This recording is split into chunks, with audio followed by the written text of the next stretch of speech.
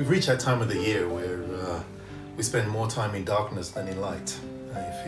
If you're anything like me, you're waking up and traveling to work in darkness, and then depending on how long you stay in your office or wherever it is that you work, then you're driving home in darkness as well.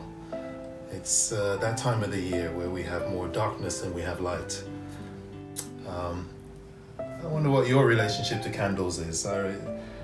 When I grew up in England, we only had candles just in case the electricity went out. And in my lifetime, I think maybe that happened twice as a child.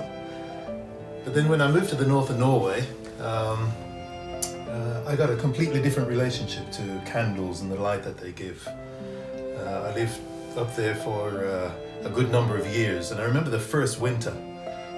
Now up in the north of Norway, the sun doesn't rise at all, so you're spending 24 hours in darkness. And they use candles to give a very special warm kind of a light, which really is very, very good. It does your soul good. Of course, it's not just candles they use other lighting too, but candles give a kind of warmth and a glow that is so good. You need light when there's a lot of darkness. I was reading recently the book of Isaiah, and Isaiah, his name means Yahweh's help or Yahweh's salvation. His ministry spanned some 60 years over the lifetime of 4 different kings. And we often know him as a messianic prophet. But I would say, after reading the whole book kind of as a whole, he's a prophet of light, really. And we know one text in particular that really brings that out when he talks about the first coming of our Messiah. In Isaiah chapter 9, it says, "The people walking in darkness have seen a great light. On those living in the land of deep darkness, a light has dawned." And what was that light? "For unto us a child is born, to us a son is given, and the government will be on his shoulders, and he will be called Wonderful Counselor, Mighty God, Everlasting Father, Prince of Peace." Jesus' ministry was to be one of bringing light into a world of darkness. And throughout the book of Isaiah, he mentions how Jesus' gentle ministry was like bringing light to people in darkness.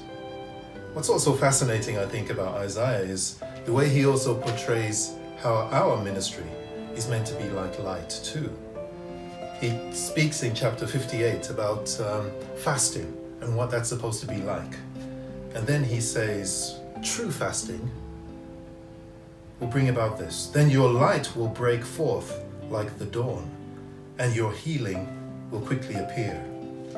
Then your righteousness will go before you, and the glory of the Lord will be your rear guard." In other words, the way in which we practice our Christianity, our holiness, is meant to bring light to others. And actually he kind of ends his book saying that our destiny is all about light too. So in chapter 60 he says, "Arise, shine, for your light has come, and the glory of the Lord rises upon you. See, darkness covers the earth, and thick darkness is over the peoples. But the Lord rises upon you, and his glory appears over you.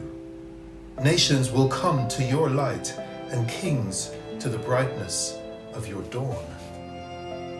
We are kind of lights in the world. He goes on to say in verse 19 here in chapter 60, "The sun will no more be your light by day, nor will the brightness of the moon shine on you. For the Lord will be your everlasting light, and your God will be your glory. Your sun will never set again, and your moon will wane no more. The Lord will be your everlasting light, and your days of sorrow will end." Bringing light in darkness. That's what the first coming of Jesus is portrayed as. That's what our lives are portrayed as. That's what our destiny is portrayed as. Bringing light into a world of darkness. So as you end this year, it's a lot of darkness just naturally. But when you think about what's going on politically and everything else going on around in the world, our job? Let your light shine.